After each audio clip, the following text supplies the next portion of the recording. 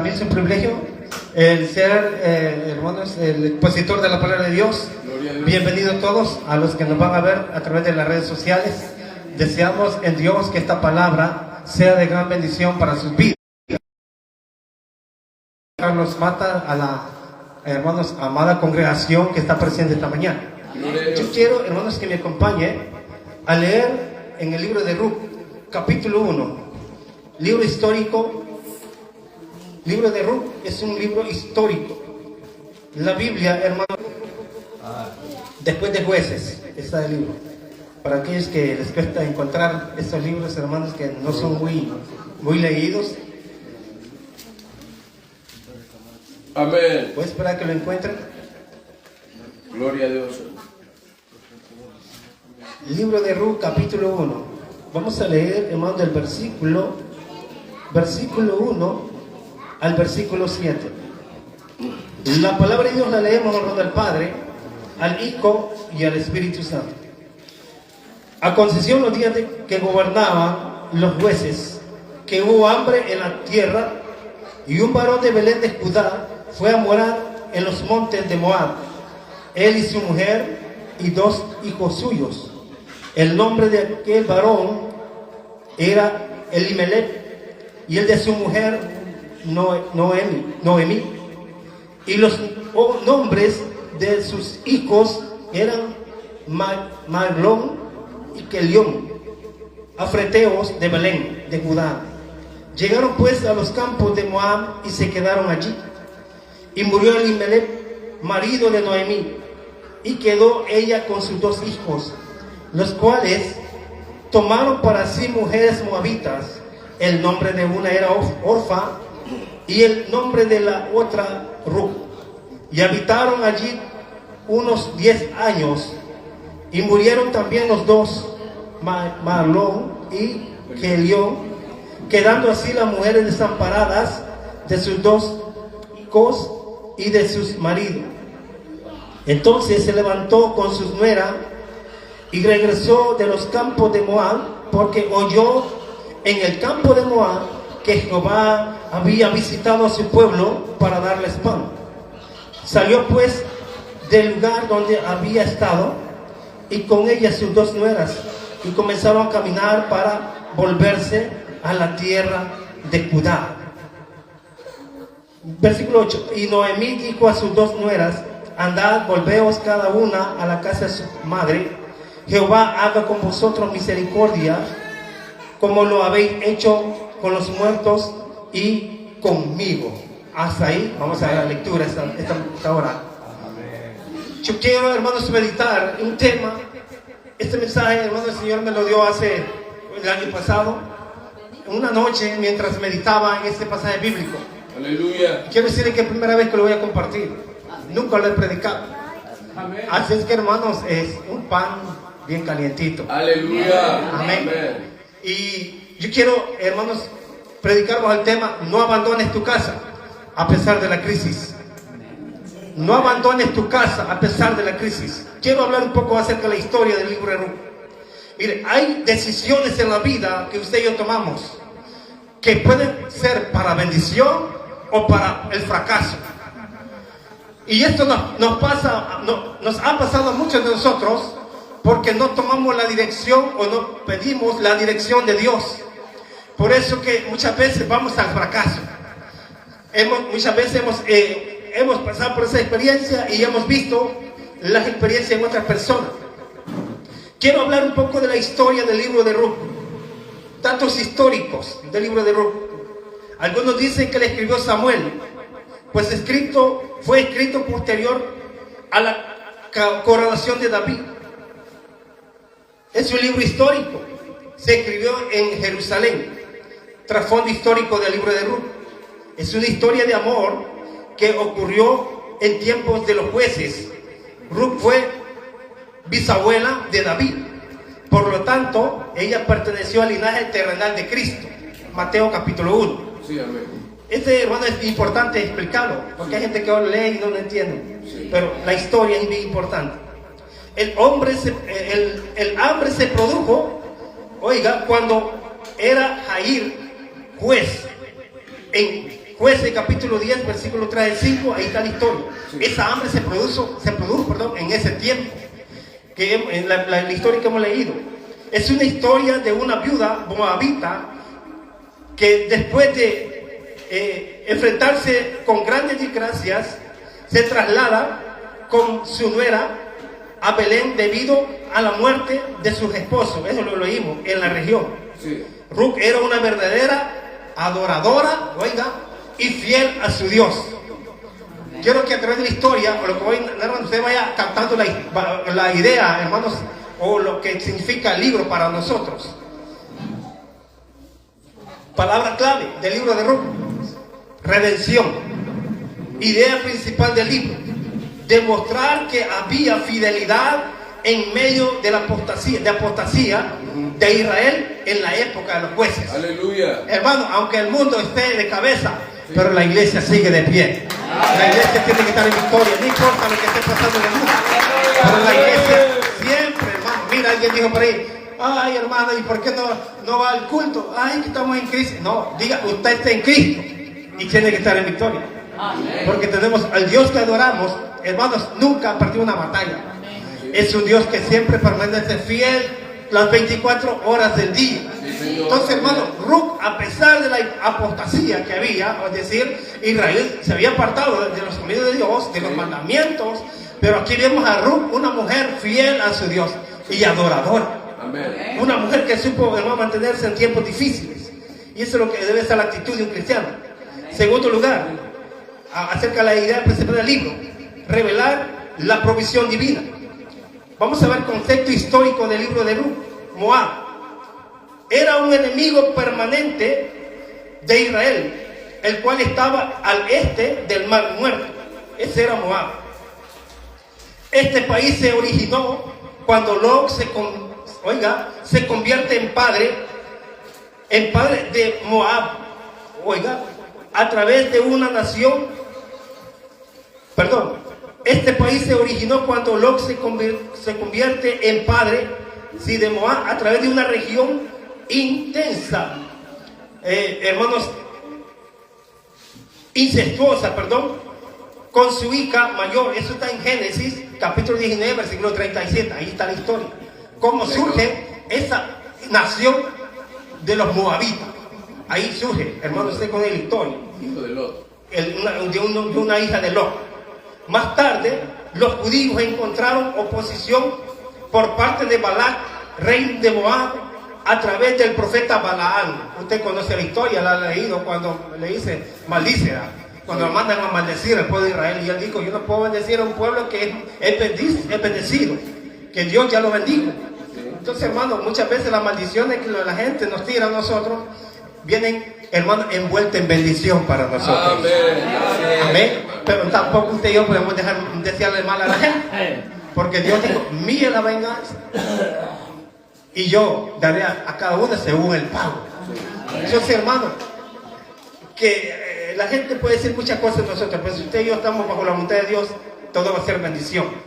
Entonces, hermano, durante 18 años Moab oprimió a Israel, mientras este último se encontraba en los tiempos de los jueces. Ahí está una cita bíblica, Jueces capítulo 3, Primera Samuel, hermanos, Jueces capítulo 3, versículos 12 al 20. También Saúl derrotó a los moabitas en primer libro de Samuel, capítulo 14, versículo 47, ahí está la cita bíblica.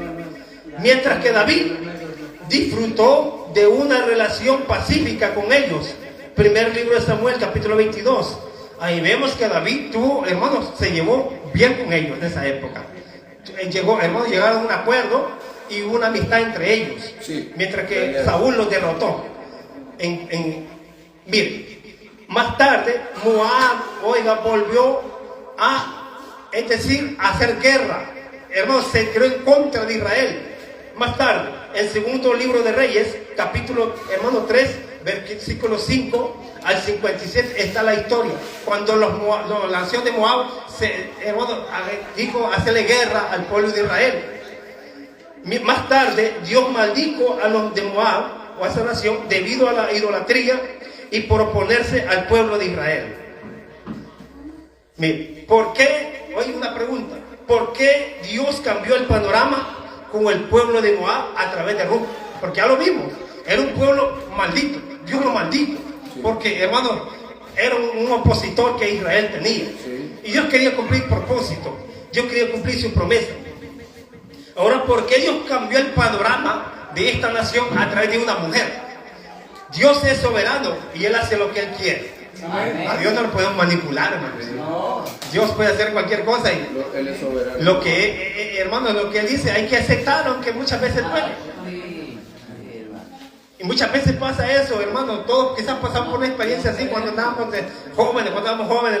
Es que a mí me gusta. No, el papá le dice, no te conviene. Y lloraba, y como que ya se iba a morir. No te conviene. Entonces Dios muchas veces así nos quita cosas porque sabe que nos van a perjudicar en nuestro caminar en el Evangelio. Aceptemos la voluntad de Dios tal como sea. Entonces Dios cambió el panorama porque, hermano, Dios es soberano. Porque Ruth era una fiel adoradora de Dios y no una idólatra como los de su nación, es decir, los de Moab. Entonces Ruth era una fiel adoradora de Dios. Miren, un cristiano que habita en medio de una casa, y aunque los demás no sean cristianos, pero a través de ese cristiano, esa familia alcanza la bendición. Porque así el Señor: bendeciré a los que te bendigan y maldeciré a los que te maldigan, perdón. Entonces, a través de un cristiano hemos visto la mano de Dios. En lo personal, puedo testificar de eso. Amén. Fue el primero que me compartió el Evangelio. Y hubo una gran oposición, pero a través de mí, mi familia ha sido bendecida. Y hoy, hermanos, algunos de mi familia ya son cristianos y le sirven al Señor. Porque el que persevera, hermanos, alcanza la bendición. Dice la Biblia que el que persevera alcanza la benevolencia de Jehová. Así que, hermano, Moab, hermano, la historia de ellos cambió a través de una mujer moabita. Para llevar a cabo el plan de redención de la humanidad a través de Jesús. Ustedes saben que de ahí de la genealogía, Ruth aparece en la genealogía de Mateo capítulo 1. Ahí aparece, donde, hermanos, Dios tenía un plan de redención a través de esa mujer. Aleluya.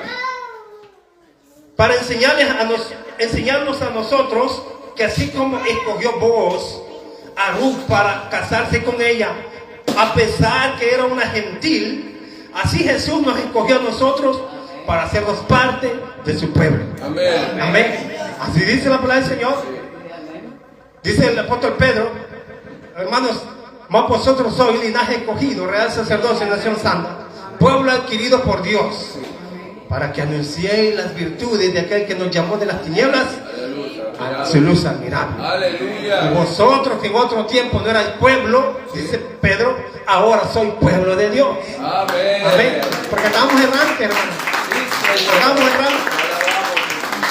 Sin Dios, sin esperanza, pero Él de dos pueblos hizo uno.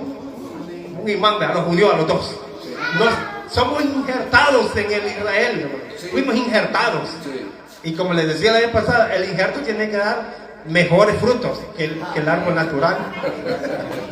Tiene que dar, ¿ha visto los palos injertados, verdad? Sí. Bien pequeños así y tamayas naranjonas. Sí. El palo de papaya, tamayas papaya. Sí. El de mango, ya lleva los mangos, apenas creció el palito, ya lleva el fruto. Porque así dice. Entonces, hermanos, nosotros debemos de dar mejores frutos que Israel. Amén. Porque estamos unidos a la vid verdadera. Amén. Amén. Estamos unidos a la vid verdadera. Eso dijo Jesús a los discípulos. Ya que la ley prohibía que los moabitas tuvieran derecho a las promesas de Dios. Deuteronomio capítulo 3, versículo 3. Le estoy dando la base bíblica para que ustedes, ahí está, hermano, ¿no se acuerdan de eso?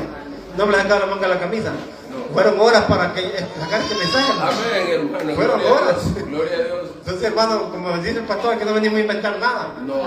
Aquí todo lo que hablamos ha basado en la palabra del Señor. Así es. Porque, así es. hermano, la palabra de Dios es infalible, no falla, Sí, no cambia. Amén. ¿Qué significa Belén? Algunos ya lo saben, pero se lo voy a mencionar. Significa casa de pan. Casa. Eso significa Belén, casa de pan. Ya vamos a entrar en detalle con el mensaje. ¿Por qué Dios permitió que hubiese hambre sobre su pueblo? En la casa del pan. En primer lugar, por la desobediencia. Sí. Muchas veces, hermanos, cuando somos desobedientes, ahí viene el castigo de Dios. Y nos quejamos con Dios. Y muchas veces buscamos excusas. Buscamos culpar a medio mundo, cuando nosotros somos culpables. Por la desobediencia, Dios permitió el hambre en ese lugar, para que ellos aprendieran a depender de Dios. Es que muchas veces, hermanos, cuando lo tenemos todo, nos olvidamos quién es el que nos ha provisto las cosas. Y cuando llega la escasez, ahí es donde decimos, buscamos al Señor. Ahí es donde más buscamos a Dios. En otras ocasiones, Dios castigó a su pueblo por medio de diferentes cosas. Fieras del campo, eso dice Jeremías. Hambre,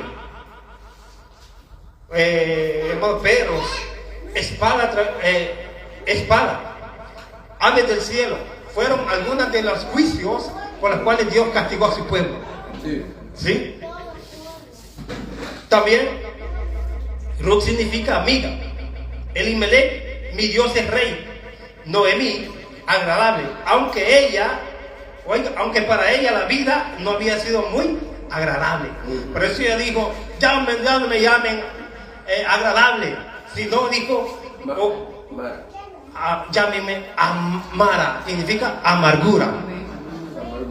En aquellos tiempos bíblicos, hermanos, según la situación con la cual, por ejemplo, hermanos, este hombre, Jabes, significa dolor, porque dijo la mujer y dio a luz la mujer en dolor.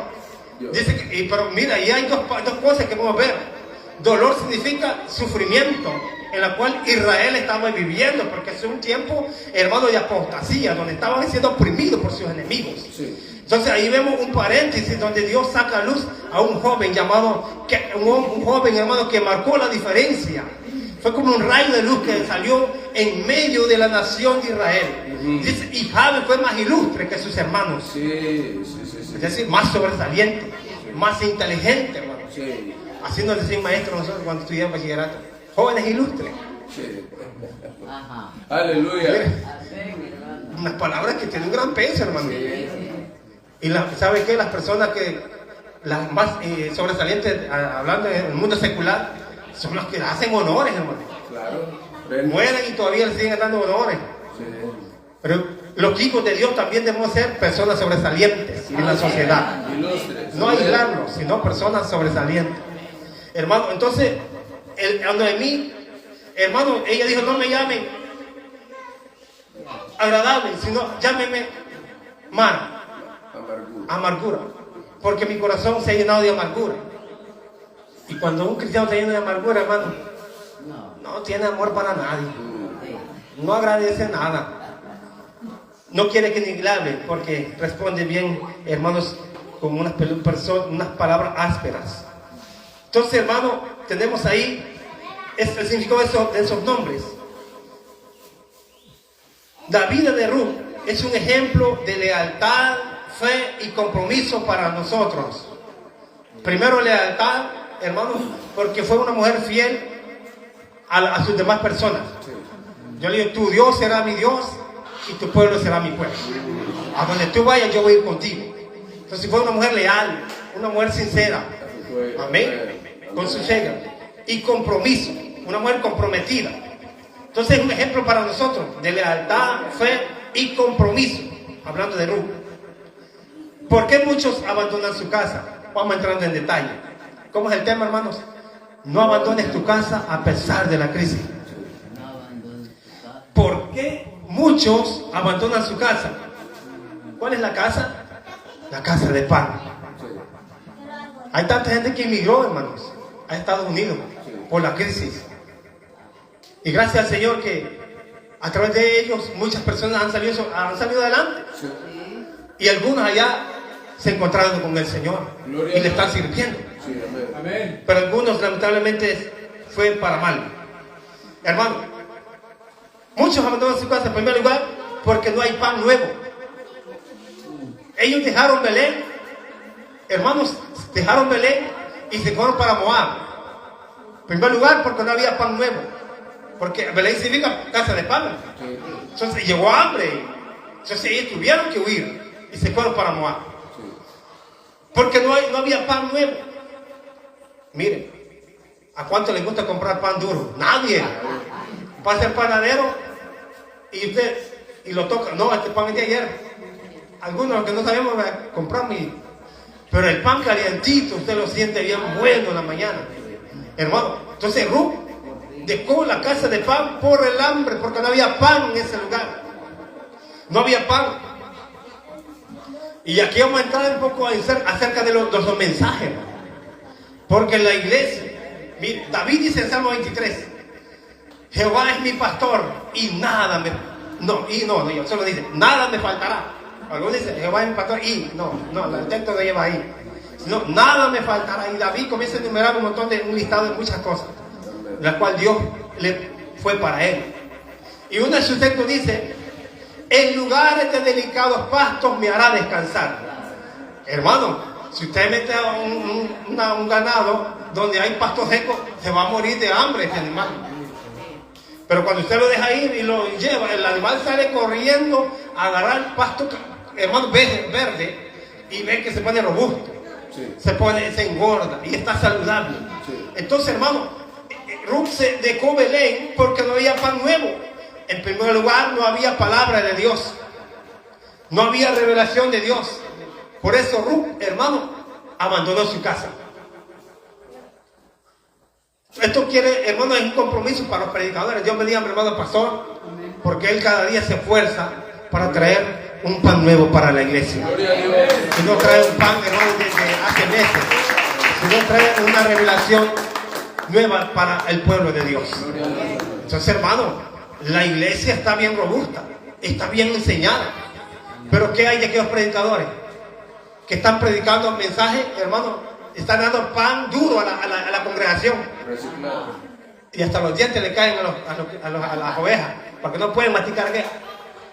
No, están dando pan, hermano, pan duro, pan viejo, o pan, hermano, de otro lado. Y no están recibiendo el pan que viene del cielo. Aleluya. Porque el pan que viene, hermano, que nutre, es el que hemos recibido de parte del cielo. Jesús dijo, yo soy el pan vivo. Amén. Yo soy el pan vivo que descendió del cielo. Amén.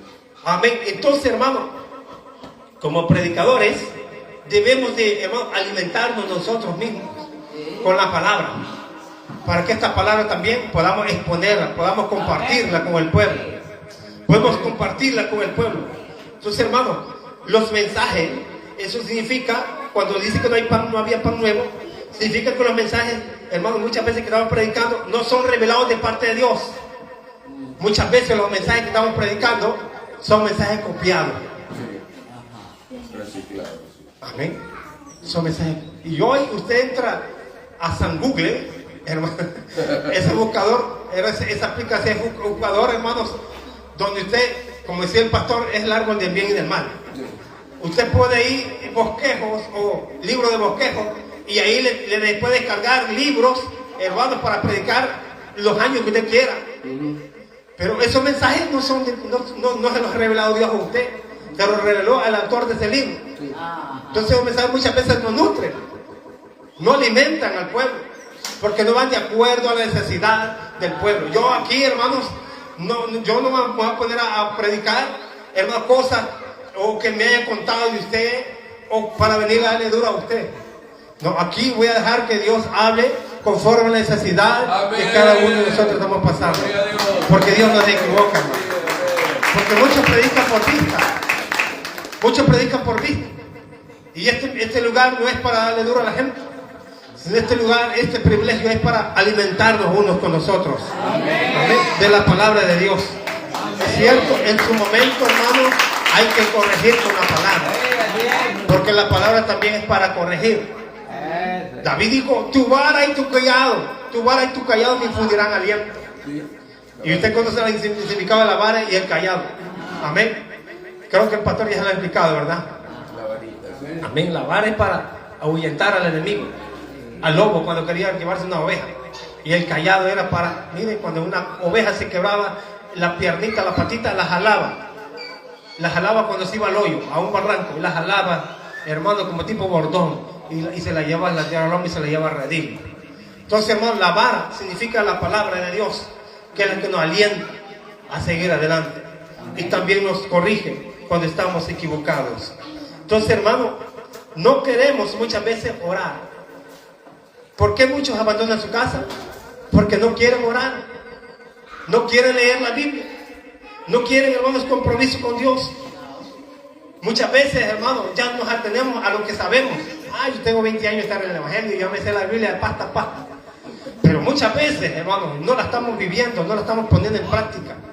Por eso muchos dicen, no voy a la iglesia. Están abandonando su casa. Porque no se están nutriendo de la palabra de Dios. No se están nutriendo. Y miren, hermano, hay muchas iglesias que nunca aprenden de la Biblia. Porque no les gusta el estudio. Hay muchas iglesias que no les gusta la enseñanza. No les gusta la enseñanza. Y no se dejan corregir. Yo ya me lo sé todo. No quieren aprender de la palabra de Dios. Eso ya me lo sé yo. Eso ya lo vi hace años. Muchas veces, por eso que al final terminan abandonando su casa. Porque no quieren aprender de la palabra de Dios. Y no crecen en el conocimiento de la palabra. Y lo que hacen es irse de la iglesia. Amén. Y tengamos cuidado también. Porque hoy hay muchos canales de YouTube donde muchos están predicando y hay muchos que estamos alimentando de pan viejo, de un pan que no está nutriendo su fe, sino que lo está desviando de la casa de Dios. Nos está apartando y debemos de ser, hermanos, sabios en ese aspecto para no, hermanos, apartarnos o no alejarnos de la casa. Así que, hermanos, dejemos que Dios nos revele su palabra para poder dar pan nuevo al pueblo. Amén. Amén. Para dar pan nuevo al pueblo. En primer lugar dije, ¿por qué muchos abandonan su casa? Porque no hay pan nuevo en la casa. Segundo lugar, por los problemas. Su fe no está bien firme en Jesús. Hay muchos que se alejan de la casa por los problemas. Problemas van a haber en todo lugar, hermanos. En todo lugar. Pero si nosotros vemos el problema, entonces arreglemos nosotros mismos. Amén. Aleluya. Sí, mucha gente va, me voy de aquí, pero ella es la causante de los problemas. Y allá voy a poner más problemas. Entonces arreglemos nosotros los problemas. Entonces, hermano, no importa los problemas que estamos pasando. Mire, quiero que le diga al que está a la par, no te vayas de este lugar. Amén. Dile que está a la par. No te vayas de este lugar, porque Dios aquí te va a bendecir. Amén. Y cumplirá su propósito por el cual te ha llamado a este lugar. Digo, el hermano salmista David, Salmo 138. Oiga, Salmo 138, 8 dice, mas Jehová cumplirá su propósito en mí. Amén. Amén. Porque muchos dicen, Dios ya se olvidó de mí. No, Dios te llamó con un propósito. Dios no te llamó solo para estar sentado. Dios te llamó con un propósito. Amén. O algo Dios te llamó. Tercer lugar, porque no les gusta vivir en unidad. Muchos abandonan su casa porque no les gusta vivir en unidad. Muchos se van de la iglesia diciendo, a mí no, aquí no hay amor, no me toman en cuenta.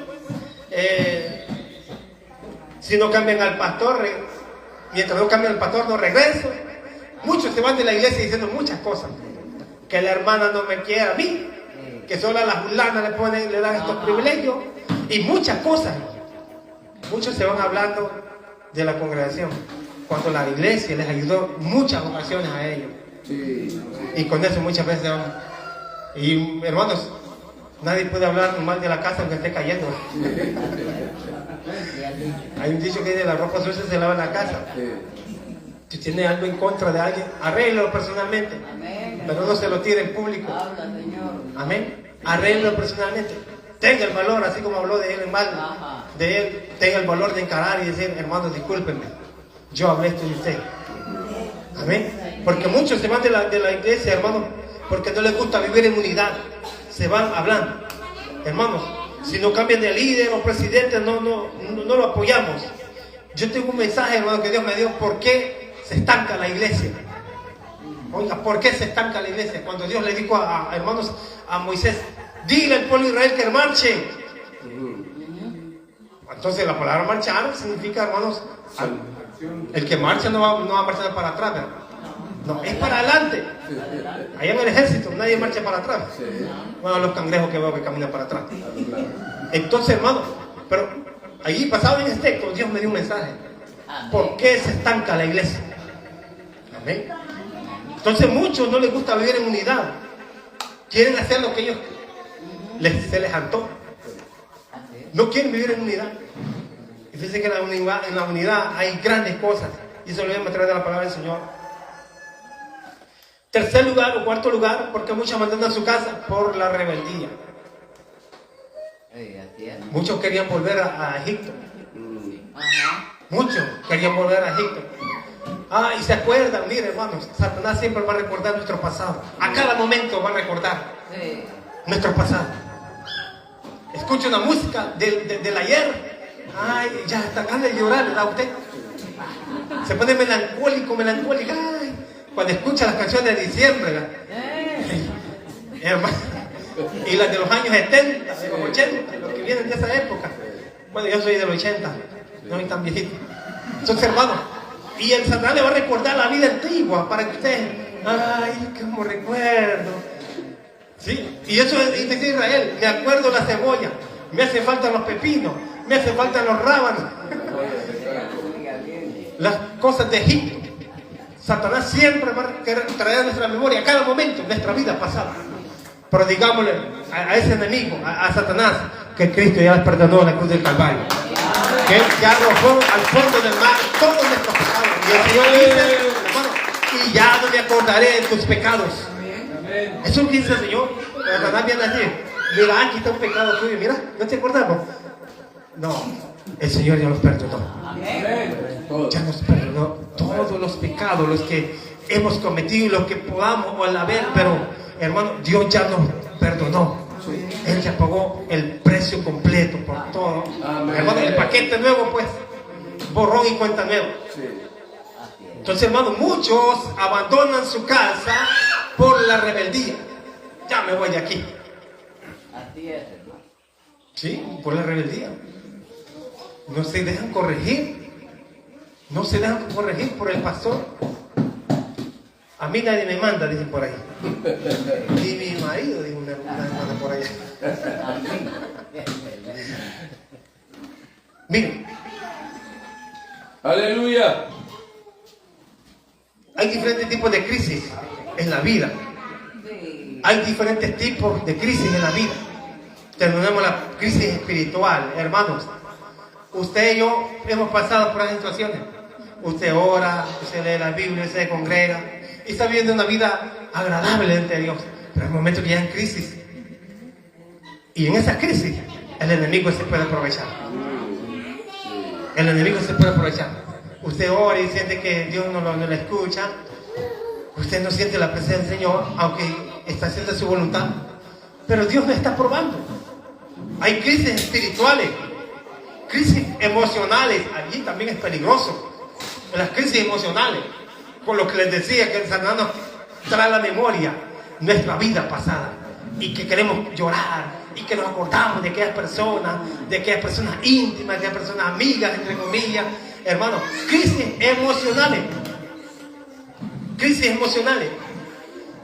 Cuando muchas veces hemos tenido un mal gusto o nos hemos disgustado con los hijos, con la esposa. Tuvimos una discusión con nuestra familia, con los hijos. Y esa crisis, hermano, no nos deja concentrarnos en la presencia del Señor. Tenemos la otra crisis financiera. Son crisis que se ven, hemos pasado muchas veces, que no hay para el pan, que no hay para recibir luz, que no han venido las remesas, y que muchas cosas, crisis económica. Hay escasez muchas veces de dinero. Pero hermanos, no nos desanimemos. Dios en su tiempo nos va a bendecir. Amén. Amén. Dios nos va a bendecir en su tiempo. Sí, Señor. Crisis familiares. se nos enfermó un hijo, alguien tuvo un accidente, hermanos, le pasó un problema a un familiar de nosotros. Son crisis familiares. ¿Qué significa visitar? Miren, vayamos a la palabra de Dios, al texto bíblico. Entonces, versículo 6, se levantó con sus nueras y regresó de los campos de Moab, porque oyó, oiga hermano, en el campo de Moab, que Jehová había visitado a su pueblo para darles pan. Mucha gente hoy llora lejos de los caminos de Dios. Como dijo David en el Salmo 42, como siervo brama por las corrientes de las aguas, así clama por ti, oh Dios, y el alma mía. Mi alma tiene sed de Dios, del Dios vivo. Y él dice, ¿cuándo vendré y me presentaré delante de Jehová? Fueron mis lágrimas de día y mi pan de noche, mientras todos me decían, ¿dónde está tu Dios? Esa gente sufre lejos del evangelio, lejos de los caminos de Dios. Y yo quisiera regresar, pero el enemigo lo tiene atado. Amén. Porque se dan cuenta que donde ellos salieron, de la iglesia donde ellos salieron, Dios los está visitando con su presencia. Amén. Dios los está bendiciendo, hermanos. Amén. Entonces, llegó la noticia. A Ruth le dijo, oye, Dios ha visitado tu nación con pan. Y ellos decidieron regresar, hermanos. Decidieron regresar. Entonces, ¿qué significa visitar? Ir a ver a una persona. Y esto va para todo en general. Cuando usted vaya a visitar a alguien, esté o no esté enfermo, vaya a animarlo, vaya a fortalecerlo con la palabra, con oración. No vaya a hablar en mal de otra persona. Sí, porque mucha gente llega, ajá, ¿y qué tal? Y comienzan a hablar de medio mundo. Eso no es visitar, es ir a hablar en mal de alguien. Y comienzan a hablar, hermanos, parejo, como él. Entonces Dios visitó a su pueblo no para castigarlo, para matarlo. Dios visitó a su pueblo para alimentarlos. Amén. Para llevarles bendición. Amén. Entonces visitar significa ir a ver a una persona a un lugar que vive o trabaja como cortesía de amistad. No, oiga. Y después sale hablando, ¿ya viste cómo está la casa de la fulana? Sí, hay quienes que entran y para después salen criticando. ¿Ya viste las cobijas? ¿Ya viste la cama que hay y muchas cosas? No, Dios visitó a su pueblo para bendecirlos. Entonces, si usted va a visitar a alguien, es para que llevarle una palabra de aliento. No para desanimarlo, no para decir, no vas a la iglesia, o ya no vayas a ir, no te quieren. No, eso no es visitar. Y esa voz no la oiga usted, esa voz del enemigo. Porque el enemigo se viste como ángel de luz. ¿Qué sucede cuando Dios visita a su pueblo? En primer lugar, bendice. ¿Cuántos somos bendecidos, hermano? Por parte de Dios. Yo soy bendecido cuando Dios visita con su presencia. ¿Amén? Dios bendice.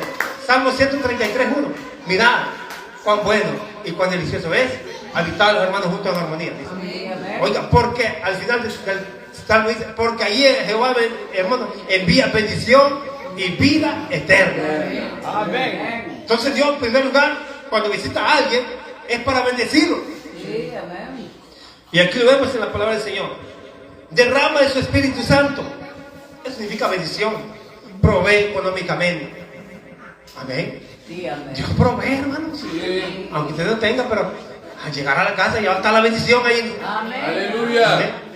Ahí va a estar. Amén. También consuela. Cuando Dios visita a alguien, Dios visita a su pueblo, consuela. Hermano, ¿cuántas veces hemos sido consolados por Dios nosotros?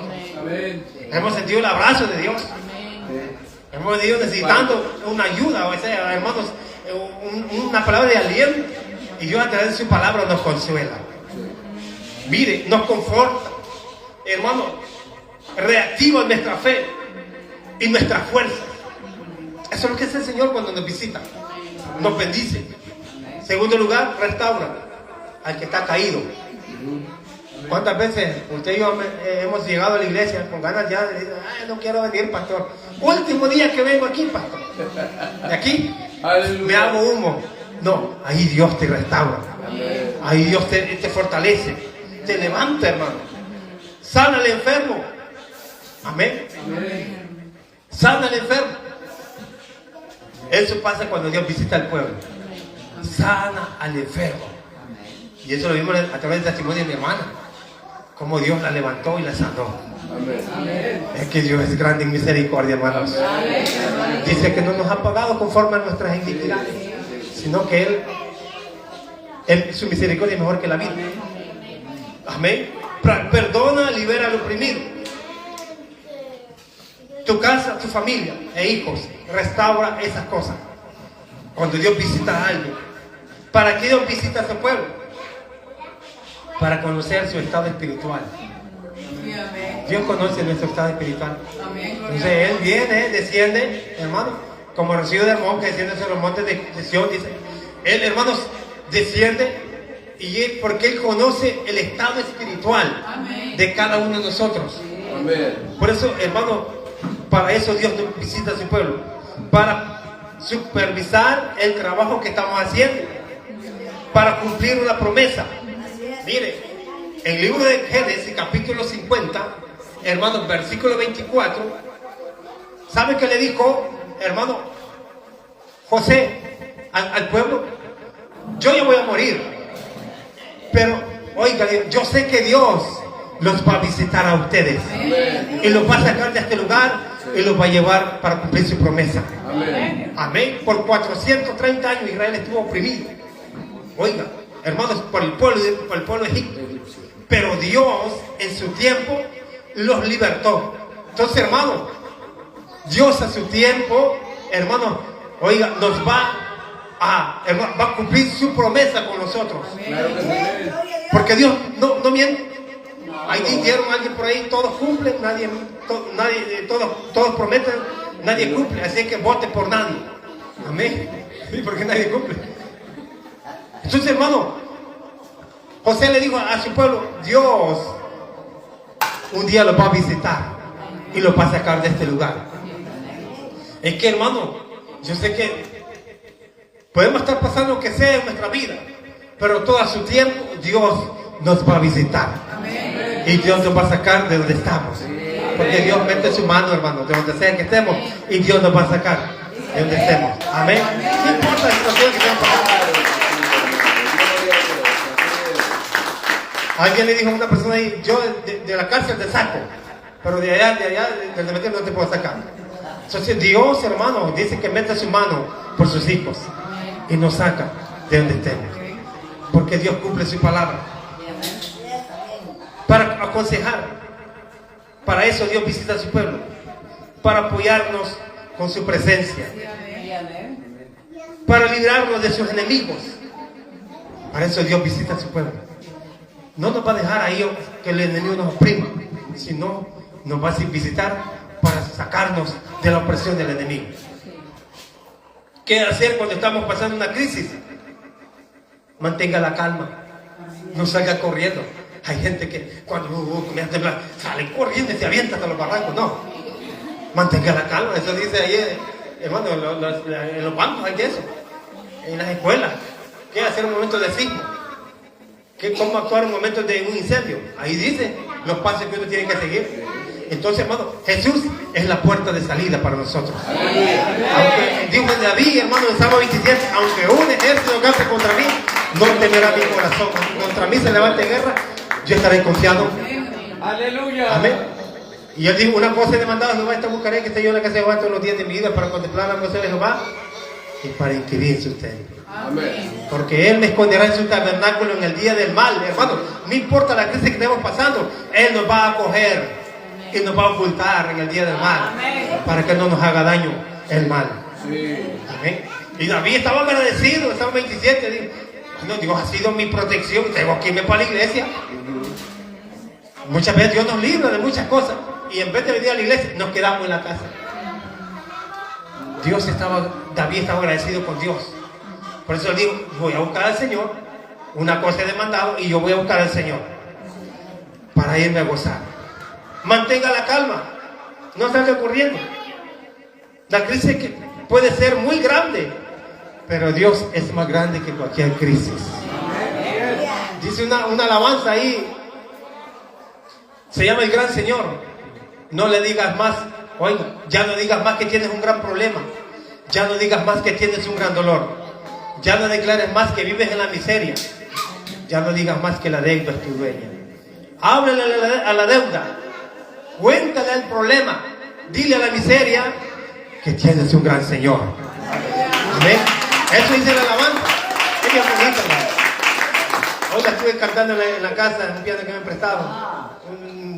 Y fui ministrado por esa alabanza, hermano. Y otra más que estuve cantando en la mañana. Donde Dios me ministró con esas alabanzas. Entonces, hermano, mantenga la calma. No importa la crisis que esté pasando. Dios es más grande que cualquier crisis. Dios es más grande. Él nos dará la victoria en cualquier situación que estemos atravesando. Amén. Segundo lugar, ¿qué hacer cuando estemos pasando una crisis? Ora y adora a Dios. Pablo y Silas no estaban llorando, hermano. Estaban atados de manos y pies. Pero la boca la tenían suelta para adorar a Dios. Estaban orando y adorando a Dios a medianoche. Y mientras adoraban, hubo un gran terremoto. El poder de Dios descendió y las cadenas fueron rotas. Porque eso pasa cuando adoramos a Dios. Hay liberación, hermano. Dios, hermano, se da a sentir. Hermano, Jeremías estaba dentro de una cisterna. No, mantenga la calma. Adora y ora a Dios. Ora y adora a Dios. Espera en Dios. Porque tarde o temprano Dios te va a visitar para sacarte de donde estés. Amén. Eso sí, hermano. Son palabras fieles y verdaderas. No las digo yo, las dice la palabra del Señor. Amén. Aunque pase por las aguas, dice Isaías, No te alegrarás. Amén. no te negarás. Y si por el fuego no te quemarás, ni la llama arderá en ti. Y eso pasó con los 3 hebreos. Sí. Lo tiraron al horno de fuego y Dios ya estaba ahí y los cubrió con su presencia. Amén. Y ni un cabello de ellos, ni aún huelía el cabello de ellos. ¿Por qué? Porque ahí estaba. El que habita el abrigo del Altísimo morará bajo la sombra del Omnipotente. Salmo 91:1. Amén. Porque ese es el Dios que adoramos. Un Dios sobrenatural. Amén. Que tiene el poder sobre todas las cosas. Dios, hermano, va a visitar tarde o temprano para sacarnos de donde estemos. Porque lo que tú estás pasando, hermanos, esa crisis que estás pasando, Dios la va a convertir en bendición. Amén. Entre más grande sea tu crisis, tu problema, más grande será la bendición que Dios nos va a dar. Amén. Amén. Y la gente se va a quedar mirando. Y esta hermana que no era la que estaba postrada en cama. Y ¿dónde está el que estaba todo enfermo? Es que él confía en Dios. Es que él adora a Dios. Y debemos de esperar en Él. Los que esperan en Jehová tendrán nuevas fuerzas. Levantarán alas como el águila. Correrán y no se cansarán. Caminarán y no se fatigarán. Entonces, hermano, en la mano te llevará, dice el Salmo 91. Sí. Para que tu pie no tropiece en piedra. Entonces, son promesas para nosotros. 8:28 dice, y sabemos que a los que aman a Dios, esa gran crisis que está pasando le va a ayudar para bien. Aún lo malo, hermano, que Dios permite que nos pase es para bendecirnos. Amén. O sea que viene envuelto. Le agregan una cosa, le agregan otra, y al final, miren, es que el proceso que estoy yo, muchas veces Dios nos somete, es diferente. La crisis que usted puede estar pasando hoy o mañana es diferente a la que yo estoy pasando. Pero tiene un propósito de Dios. Usted pone un huevo, lo cose, pasa por un proceso de cocción, le llaman, ¿verdad? Donde se cose. Ahí se tiró una papa, lo mismo, el mismo proceso. Entonces, hermano, Dios va a permitir diferentes tipos de situaciones en nosotros. Pero Dios, de esas, muchas son las aflicciones del justo. De ellas, hermano, de todas estas crisis que estamos hablando, Dios nos va a sacar. Amén. Dios nos va a sacar. Porque, hermanos, dice, porque Dios levanta, y en Salmo 113 dice, Dios levanta del polvo al pobre. Amén. Y al menesteroso lo alza del muladar. Pero Dios nos ha escogido para hacernos sentar en sillas de honra y de gloria. Eso dice el apóstol Pablo. Dice que Dios nos hizo sentar en lugares celestiales. Esa silla que usted, la cual usted se sienta es especial. Amén. Es especial porque usted es un hijo de Dios. Sí. Amén. Para ir terminando, si tu bendición está en la oración, no la abandones. Si tu bendición está en congregarte, no la abandones. Si tu bendición está en leer la Biblia, no lo abandones. Hermano, si tu bendición está en adorar a Dios, no lo abandones. Porque si vivimos así, oiga, Dios en su tiempo nos va a sacar de donde sea que estemos pasando. Sí. Amén. Porque todas esas pruebas que usted y yo estemos atravesando, hermano, Dios va a convertir en bendición. Así es que, hermano, para concluir, no abandones tu casa a pesar de la crisis que estés pasando. Porque Dios aquí, Dios te va a bendecir y Dios te va a sacar adelante. Amén. Dios nos bendiga, hermano, esta mañana. Para mí es un privilegio el haber compartido la palabra de Dios. Queda el pastor, mi hermano Carlos, con nosotros para que continúe. Dios nos bendiga. Qué precioso, hermanos. Dios bendiga la vida de Paco, nuestro amigo desde la infancia. Ya vino solo para el póster, pero creo que la presencia de Dios pudo haberte tocado el corazón. No podemos nosotros rajarnos ante las diferentes circunstancias y los golpes vienen para eso, para hacernos entender, como decía Pablo, que solo somos simples humanos.